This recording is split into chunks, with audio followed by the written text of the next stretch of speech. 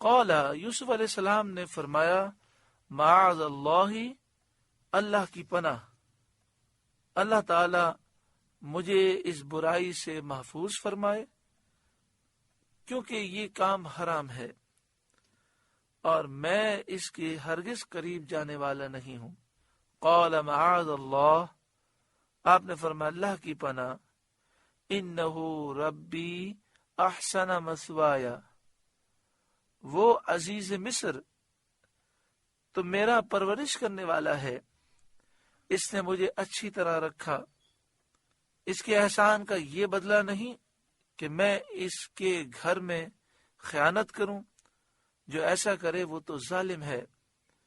انہ لا یفلح الظالمون، بے شک ظالموں کا بھلا نہیں ہوتا۔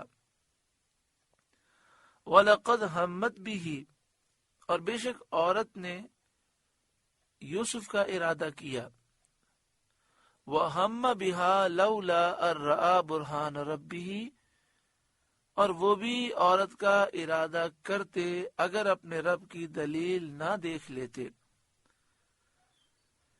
مگر حضرت یوسف علیہ السلام نے اپنے رب کی برہان دیکھی اور اس برے ارادے سے محفوظ رہے، اور یہ برہان عصمت نبوت ہے، یعنی اللہ تعالیٰ نے آپ کو نبی بنایا، اور نبیوں کو اللہ تعالیٰ پاک پیدا فرماتا ہے، گناہوں سے معصوم اور محفوظ پیدا فرماتا ہے، اس لیے آپ نے عورت کا کوئی ارادہ نہ فرمایا۔ اللہ تعالیٰ نے انبیاء علیہ السلام کی نفوس طاہرہ کو تمام برے اخلاق اور برے افعال سے پاک پیدا کیا ہے، اخلاق شریفہ طاہرہ مقدسہ پر ان کی خلقت فرمائی ہے۔ اللہ نے انبیاء کو اس طرح پیدا کیا ہے کہ ان میں خوبیاں ہی خوبیاں رکھی ہیں، اس لیے وہ ہر گناہ سے محفوظ رہتے ہیں۔ آگے ارشاد فرمایا، کذالک لنصرف عنہ السوء والفحشاء، ہم نے یوں ہی کیا کہ اس سے برائی اور بے حیائی کو پھیر دیں۔ انہ من عبادنا المخلصین، بے شک وہ ہمارے چنے ہوئے بندوں میں سے ہے، جنہیں ہم نے برگزیدہ کیا ہے، جو ہماری اطاعت میں اخلاص رکھتے ہیں۔ حضرت یوسف علیہ السلام ان بندوں میں سے ہیں کہ جو مخلص ہوتے ہیں، جو اللہ کی بارگاہ میں مقام و مرتبہ رکھتے ہیں۔ الحاصل جب زلیخا آپ کے در پہ ہوئی تو حضرت یوسف علیہ السلام بھاگے، زلیخا ان کے پیچھے انہیں پکڑنے بھاگی۔ حضرت یوسف علیہ السلام جس دروازے پر پہنچتے اس کا تالا کھل کر گرتا جاتا تھا۔ یہاں پر مفسرین نے یہ بھی لکھا کہ جب حضرت یوسف علیہ السلام بھاگنے لگے تو زلیخا نے کہا کہ دروازے بند ہیں۔ آپ کو بھی معلوم تھا کہ تالے لگے ہوئے ہیں، لیکن آپ نے یہ خیال کیا کہ میرا کام یہ ہے کہ میں بھاگ کر دروازے تک پہنچوں۔ تو آپ دروازے تک جب پہنچے تو تالا ٹوٹ کے گر گیا، دروازہ کھل گیا۔ اس طرح آپ 7ویں دروازے تک پہنچ گئے۔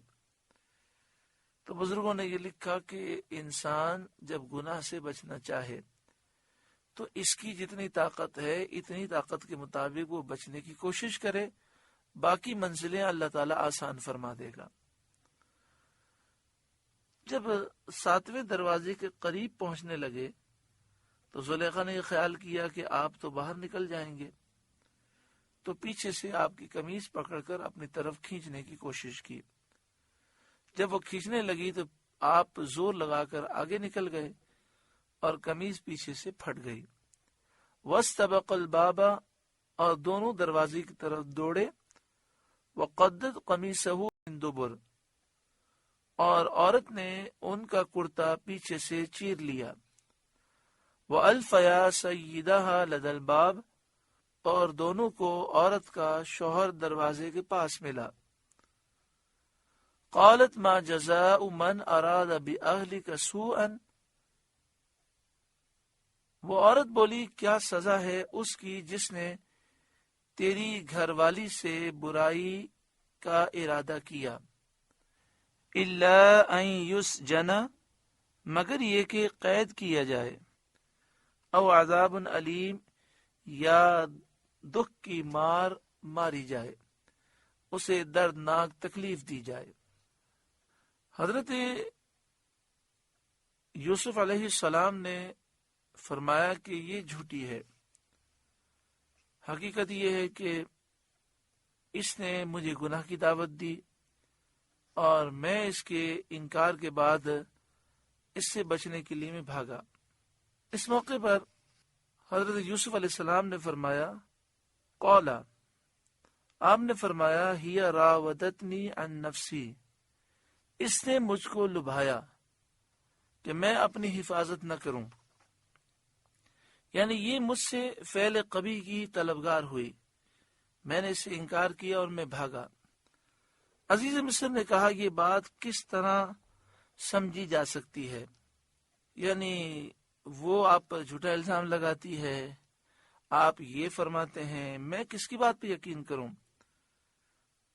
بعض مفسرین کہتے ہیں کہ یہ عزیز مصر نے صرف اپنی عزت کو بچانے کے لیے بات کہی، حالانکہ وہ یہ دیکھ رہا تھا کہ جب دروازہ کھلا تو حضرت یوسف علیہ السلام بھاگ رہے تھے اور زلیخا ان کے پیچھے آ رہی تھی اور وہ قمیض پکڑ کے آپ کو روکنے کی کوشش کر رہی تھی۔ تو یہ دیکھ کر عزیز مصر پر سارا معاملہ تو کھل چکا تھا، لیکن اس نے یہ خیال کیا کہ میں کیسے تسلیم کر لوں، اس طرح لوگ کہیں گے کہ عزیز مصر کی زوجہ نے یہ کام کیا۔ تو حضرت یوسف علیہ السلام نے فرمایا کہ گھر میں ایک 4 مہینے کا بچہ جھولے میں ہے جو زلیخا کے ماموں کا لڑکا ہے، اس سے آپ پوچھ لیجئے۔ عزیز مصر نے کہا کہ 4 مہینے کا بچہ کیا جانے اور کیسے بولے؟ حضرت یوسف علیہ السلام نے فرمایا کہ اللہ تعالیٰ اس کو گویائی دینے اور اس سے میری بے گناہی کی شہادت ادا کرا دینے پر قادر ہے۔ آپ سے گزارش ہے کہ قرآن کے اس پیغام کو آگے پہنچا کر ثواب جاریہ حاصل کریں۔